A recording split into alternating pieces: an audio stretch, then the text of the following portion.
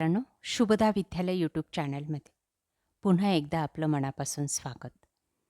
आज आपण इयत्ता 9वीच्या वर्गाचा मराठी विषयाचा तास घेत आहोत आणि या तासाला आपण मराठीची द्वितीय घटक चाचणीची प्रश्नपत्रिका 20 गुणांची उत्तरासहित सोडवणार आहोत.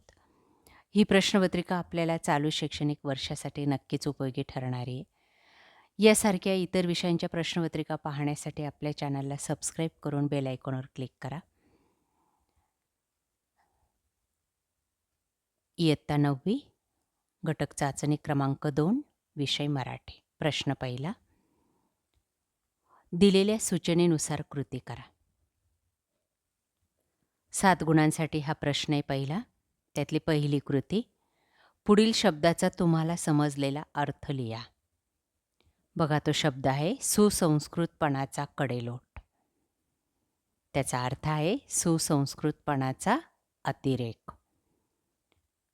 किंवा सुसंस्कृत असण्याची पातळी कमी होणे. दुसरे चुकीबरोबर ते लिहा. आभार अनेकदा कृत्रिम झाल्याने खोटे वाटू लागतात. उत्तर आहे बरोबर. 2. आभार मानण्याचा अतिरेक चांगला नव्हे. उत्तर आहे बरोबर.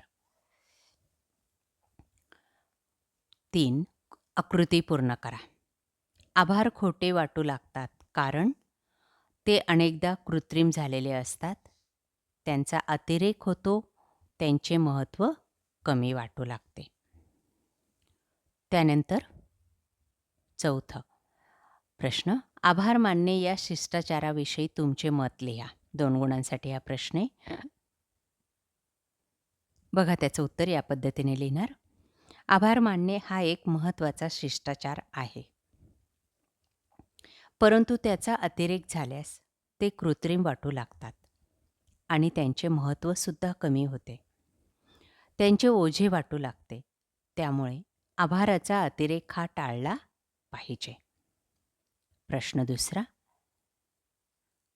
निरोप कवितेच्या आधारे दिलेल्या सूचनेनुसार कृती करा. 7 गुणांसाठी हा प्रश्न आहे. बघा पहिली कृती. पुढील शब्दातून सूचित होणारा अर्थ लिहा. अशुभाची सावली. उत्तर आहे वाईट सावली, अमंगल गोष्टीचे सावट. दुसरी कृती.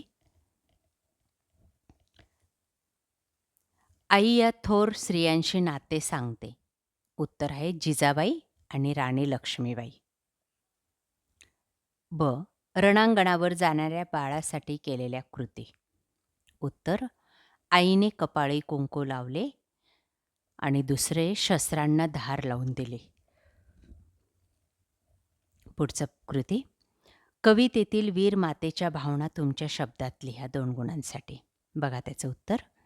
निरोप कवितेतील वीर मातेच्या भावना अत्यंत उदात्त आणि वीर रसाने भरलेल्या आहेत. आपला मुलगा देशासाठी लढायला जातो म्हणून तिला अभिमान वाटतो.